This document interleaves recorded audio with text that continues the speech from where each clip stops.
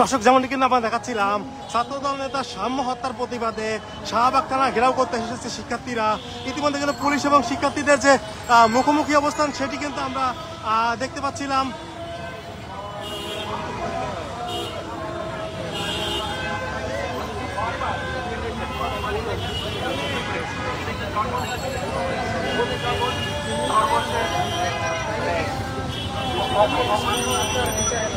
আমরা আপনাদেরকে যেমনটি দেখাচ্ছিলাম, সাম্য হত্যার প্রতিবাদে এই যে শাহবাগ থানা ঘেরাও কর্মসূচি সেটি কিন্তু পালন করছে শিক্ষার্থীরা।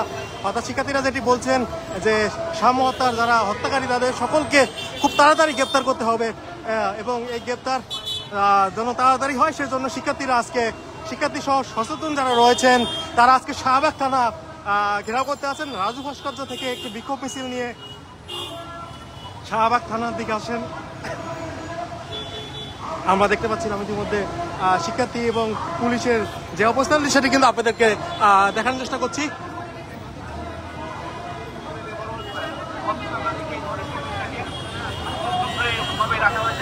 এই জায়গা থেকে ভালো কোনো প্রোডাক্ট বের হয়ে না আসে, এটা তো এক ধরনের চক্রান্ত।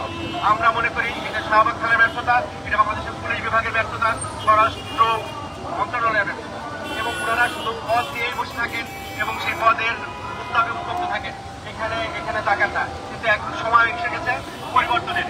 এই পরিবর্তনটাকে আপনাদের করতে হবে। চেয়ারে আসেন থেকে পেট মোটা হয়ে গিয়ে আপনাদের আমরা দেখি ওনাদেরকে রিভলভিং চেয়ার লাগে, কারণ করতে হবে, মানে টাইটে করতে হলে তো রিভলভিং চেয়ার লাগে। আমাদের মতো আমরা যখন বসেন, আমাদের বিদেশের জনগণের টাকায় আপনাদের বেতন হয়, সেইভাবে আমাদের মধ্যে আসেন এবং অধিকার নাই। ঠান্ডা পানি আমরা পুরো ঢাকা শহরে এরপরে যদি আমার একটা শিক্ষার্থী কোনো রকম ভাবে অপদস্থ হয়, মারা যাওয়া তাদের কথা অপদস্থ হয়, পুরো ঢাকা বিশ্ববিদ্যালয়ে এসে আপনার কোথায় মেট্রো রোড থাকবে, কোথায় সচিবালয় থাকবে, কোথায় আমার ধারা থাকবে, এগুলো আমরা কেয়ার করি না। আমরা আশা করি আপনারা এই সংকেত দিয়েছেন। আমাদের শিক্ষার্থী বলি আপনারা আমাদের আসলে সংযুক্ত যদি থাকি, সুশৃঙ্খলা থাকি, তাহলে সেটাই আমাদের শুনতে হবে। আপনারা একটু সুশৃঙ্খলা অবস্থা করবেন। আমরা কয়েকজন শিক্ষার্থী যাবো আপনার জন্য, তাহলে আমাদের শত্রুরা এটা স্কোপ পেয়ে যাবে।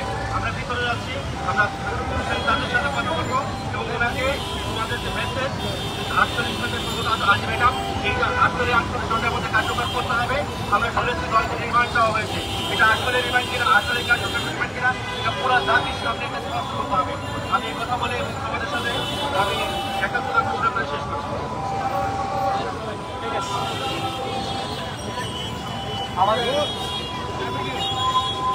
আমরা আমাদের শিক্ষকের নেতৃত্বে আমরা আজকে অহিংসা কিন্তু আত্মহত্যা করে আমরা সহিংস, কিন্তু আমাদের স্যারের নেতৃত্বে আমরা কোনো ধরনের হামলা করবো না, আমরা কোনো ধরনের সহিংসতা করবো না, আমরা সবাই এবং সাম্য হত্যার সম্বন্ধে আমরা না সবাই না, আমরা হচ্ছে যে আমরা কিছু হচ্ছে যে ভিতরে যাবো আর কিছু হচ্ছে এখানে অবস্থান করবো। ঠিক আছে, আসলে বলবেন তাদেরকে নিয়ে যাবো।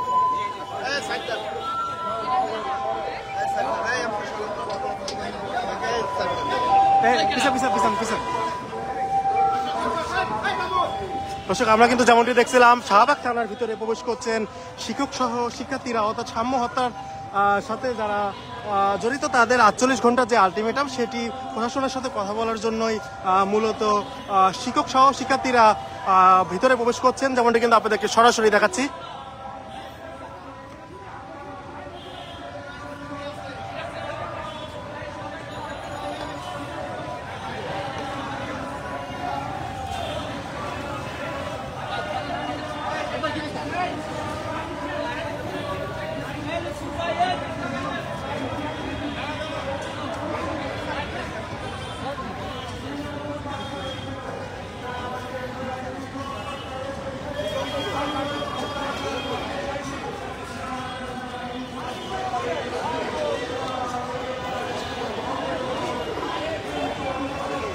সাম্য হত্যার প্রতিবাদে আজকে দুপুর 12টায় শাহবাগ থানা ঘেরাও কর্মসূচি ছিল, সেটি কিন্তু কিছুক্ষণ আগেই শুরু হয়েছে এবং ইতিমধ্যে দেখতে পাচ্ছিলাম কয়েক সদস্য বিশিষ্ট কমিটি কিন্তু শাহবাগ থানার ভারপ্রাপ্ত কর্মকর্তা রয়েছেন, তার কাছে যাচ্ছেন এবং তার সাথে বিষয়টি নিয়ে কথা বলবেন এবং তাদেরকে একটি আলটিমেটাম, অর্থাৎ 48 ঘন্টার যে একটি আলটিমেটাম সেটি কিন্তু বেঁধে দেওয়া হবে। অর্থাৎ 48 ঘন্টার যে আলটিমেটাম সেটি কিন্তু দেওয়া হচ্ছে।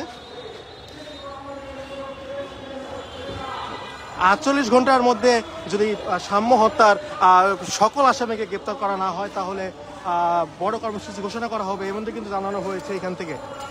এই ছিল শাহবাগ থানায় থেকে সবশেষ অবস্থান।